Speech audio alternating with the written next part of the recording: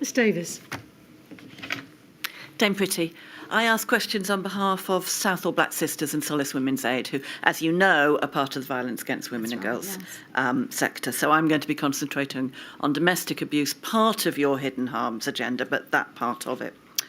And I want to start with the well-documented, and as you've referred to, the rise in domestic abuse during social isolation and then lockdown. And I want to look at the early period of the pandemic. And you gave evidence earlier in response to a question from Mr. Keith that you started, and I'm going to be paraphrasing you, but essentially grappling with the issue around the 18th of March.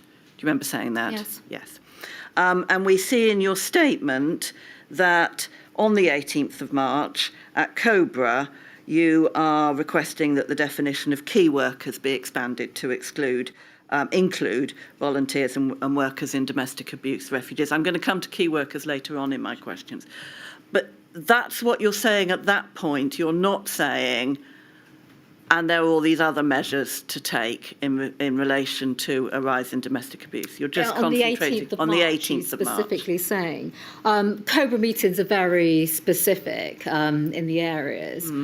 So it was very much focused, if memory serves me right, on vulnerability, definitions of vulnerability, and just the definitions. Yes, you say that in your, that's part not of the specific statement. Measures, not to the extent as we went on to, for example, funding allocations and the type of initiatives that we set up. So I can take you through the chronology as we've pieced it together from the documents. The announcement of the national lockdown, as we all know, is on the evening of the 23rd of March.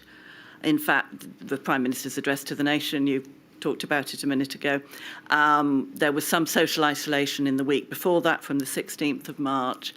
And at Cobra on the 23rd of March, there is a reference to domestic abuse. But we first see something concrete in a memo to you and to the Minister for Safeguarding on the 26th of March, so 3 days after national lockdown.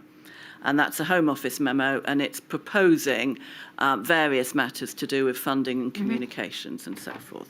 And after that, you do write in the Mail on Sunday, on the 29th of March, and on the 11th of April, you launch the You Are Not Alone campaign. My question to you is this. If it's the case that the Home Office starts grappling with the issue of the rise in domestic abuse as a result of lockdown on the 26th of March, isn't that far too late? I don't think that's accurate, if I may say so, and I touched on this earlier on. I know for a fact I'd asked for all sorts of analysis, gap analysis I commissioned within the department.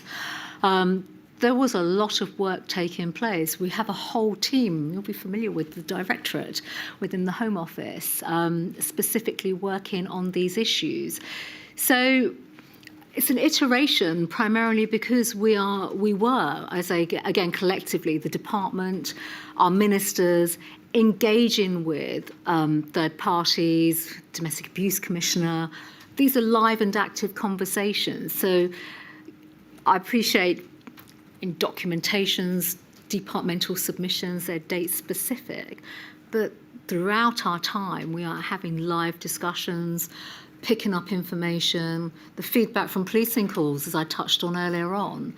None of this work is done in isolation. Could I ask for INQ 405274 to come up on the screen, please?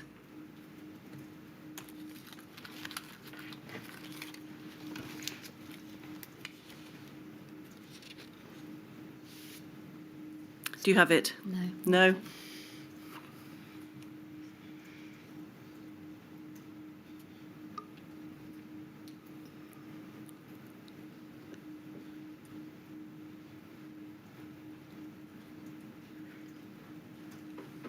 Can you read from it, Ms Davies? I'll read from it. This is the memo I referred to a minute ago, 26th of March. It's to yourself and Victoria Atkins, the Minister for Safeguarding. It is without annexes. It's 7 pages, and then there are 2 annexes. And it's headed Update on Violence Against Women and Girls and COVID-19, Issue Government Response to the Potential Impact of COVID-19 on Crimes Involving Violence Against Women and Girls, Timing, Pressing, a speedy response will allow us to implement the plans below as quickly as possible. And it starts, Home Office, MHCLG and MOJ are working together. Come up on screen, Mr. Davies. I'm very grateful, thank you. So you can now read it for yourself, Dame Priti. Thank you. So my suggestion to you is this is certainly the first time that we see anything that relates to the Home Office starting to get a grip with the inevitable rise of domestic abuse as a result of social isolation and lockdown. So this is one submission. It's dated the 26th of March, as you've rightly pointed out to. These discussions, I mean, we touched on the Domestic Abuse Act going through at the time. That act, along with these issues, involve the same departments that are referenced here, MHCLG as it was at the time, the MOJ. There were discussions, certainly from policing, and I do recall this, about the impact on the pandemic lockdown on the court system earlier on as well, and what that would mean for domestic violence protection orders, some of the practical things.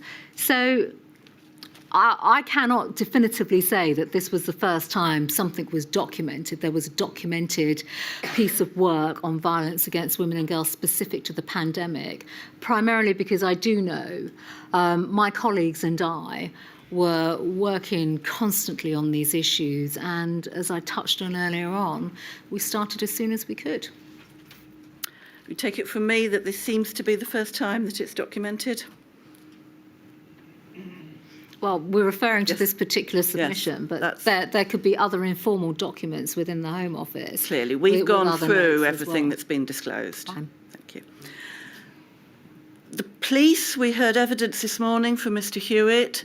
They were planning by very early in March for the consequences of a lockdown, including the rise in domestic abuse.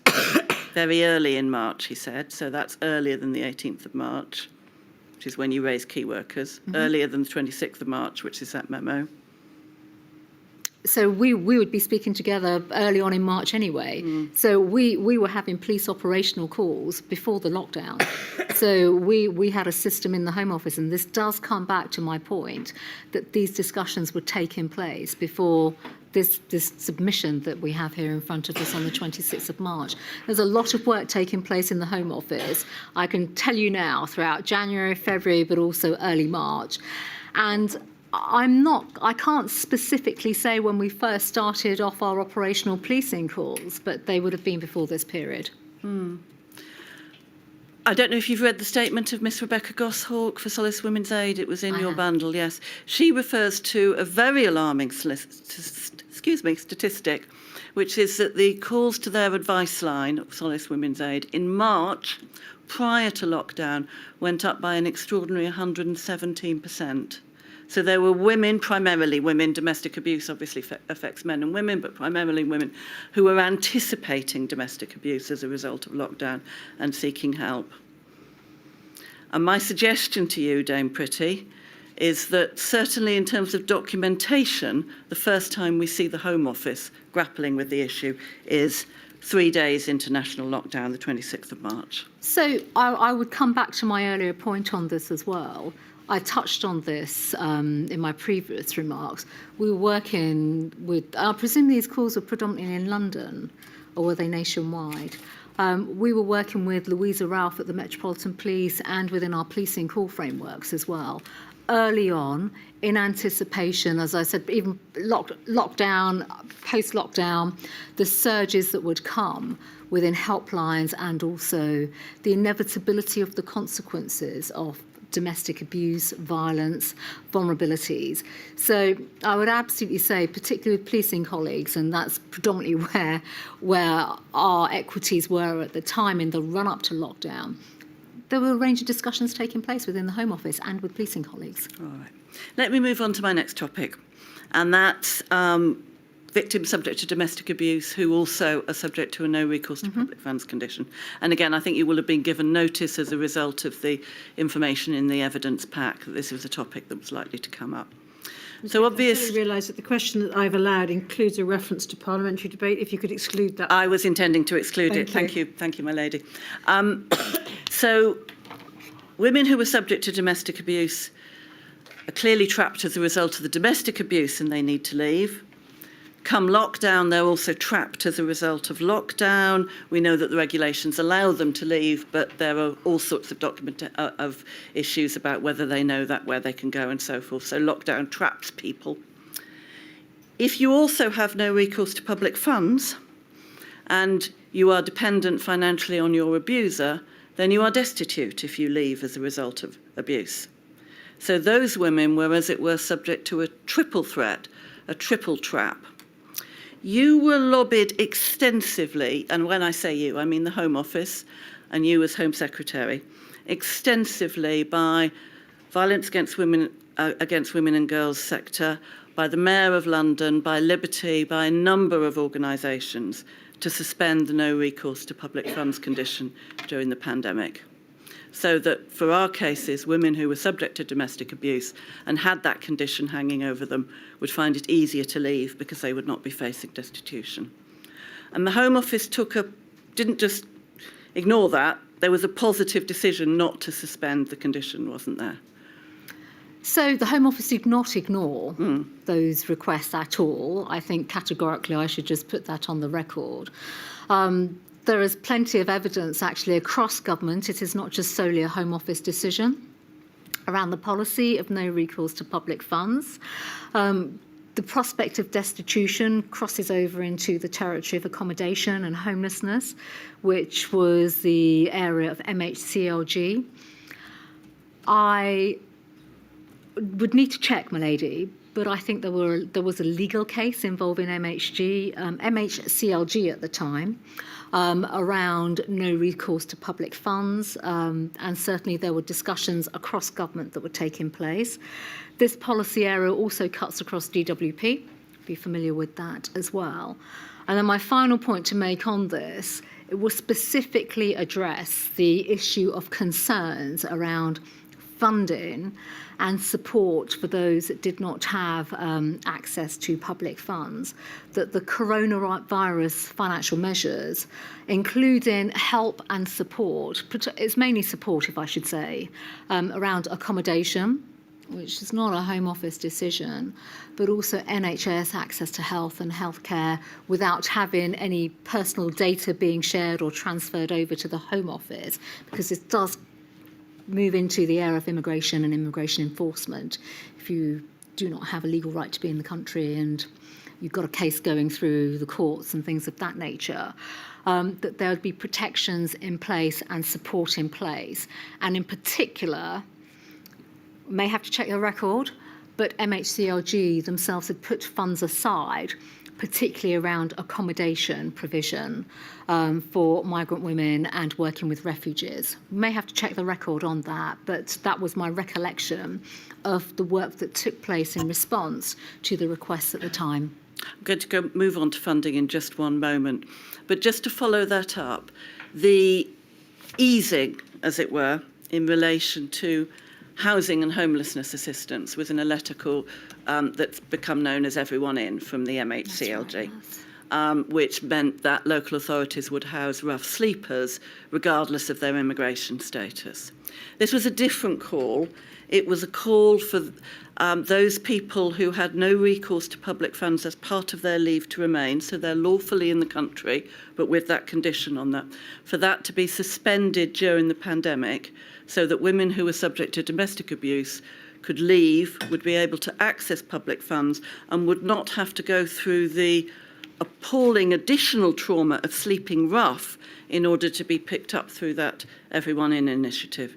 Wouldn't that have been the humanitarian thing to do, to suspend the whole condition? So, well, we could get into a wider debate about the implications of suspending that condition, because there are then legal implications.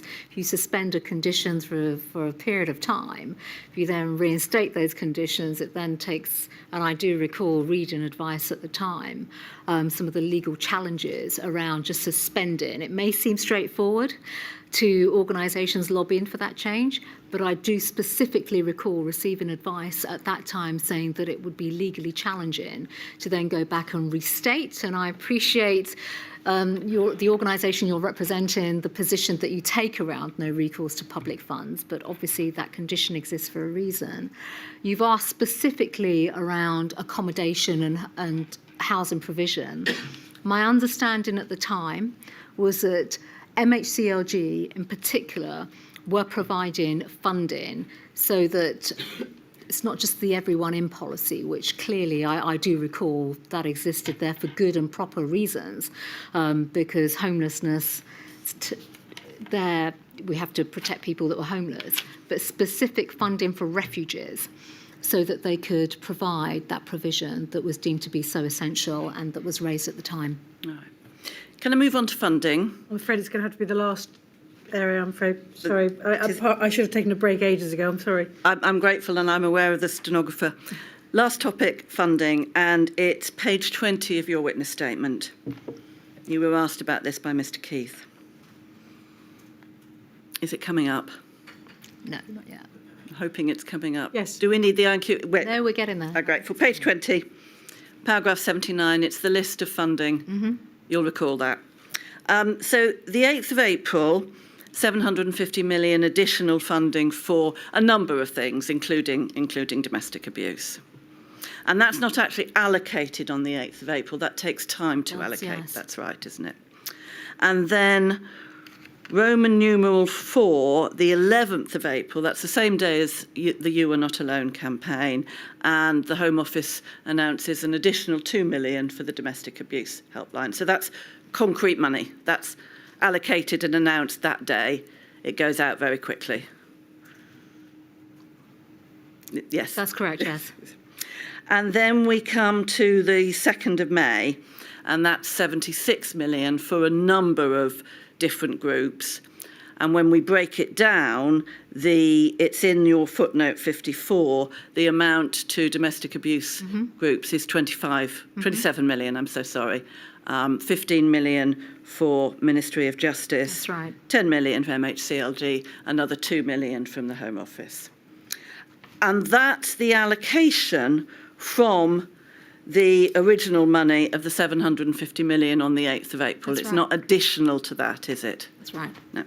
So if we look at the 750 million on the 8th of April, it's 27 million plus the additional 2 million from the Home Office that comes to domestic abuse. That's correct. And the money doesn't actually start to get allocated and reach the recipients until after the 19th of June. You may not recall that exact date, but does that sound right to you? So I recall a few things actually.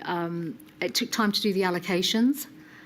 And my lady, I can't remember why, but I think there could have been some Treasury processes around that, which could be why.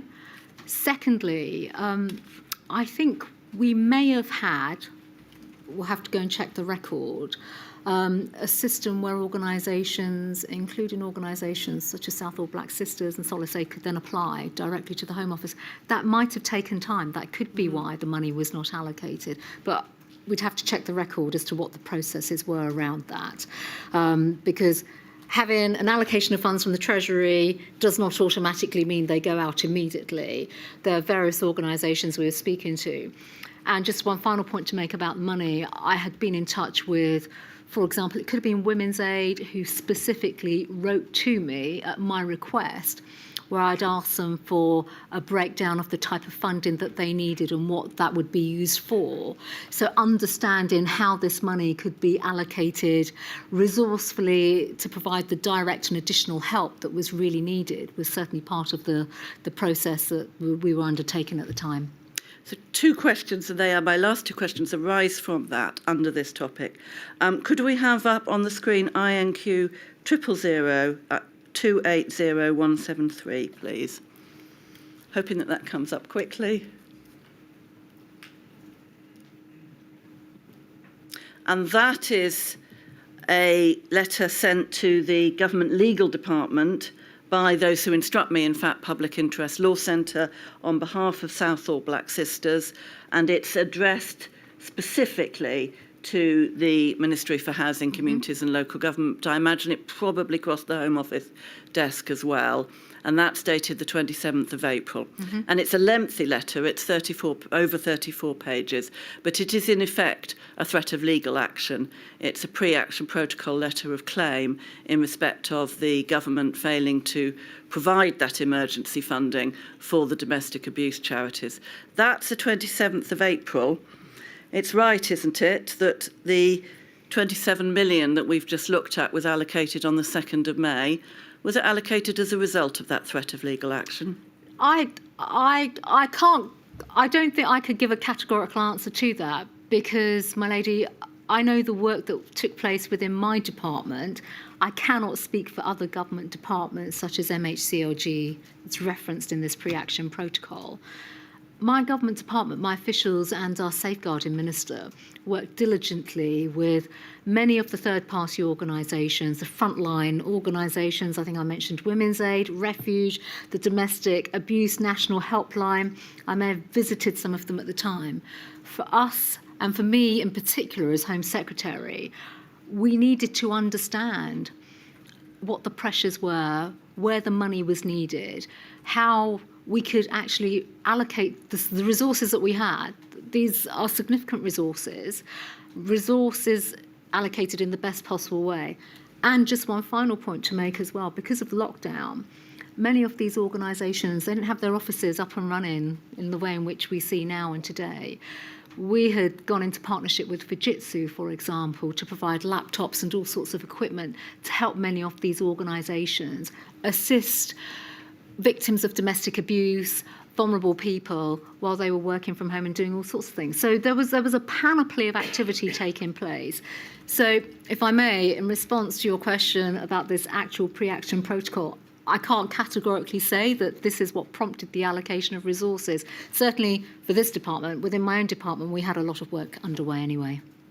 What it comes down to, though, Dame Priti, doesn't it, is for all the reasons that you've just explained, the money doesn't come out to providers until after mid-June 2020, when the key times were March, April, May. Isn't that too late? So we were working with all the providers and organisations throughout that period. And I know officials in the department were looking at all sorts of support mechanisms, solutions. We wanted to be part of the solution to what was a national challenge. So this for us, if we could fast track resources, of course, would be at the front of the queue to do that. But we were working alongside our partners and then trying to give them the financial support in the right way and additional support, I should add. Laptops being one example, working across government departments being another, particularly with the MOJ. This focuses on MHCLG, working with the Ministry of Justice on how they could provide support as well. The MOJ had their I think we've got the message. They had their own silver group, so we were pretty engaged on this. Thank you, Dame Priti. Thank you, my lady. Thank you very much, Ms Davis. Thank you very much, Dame you. Priti. Thank you for your patience staying here all this afternoon. I think we are going to have one more witness. So we'll take a break now.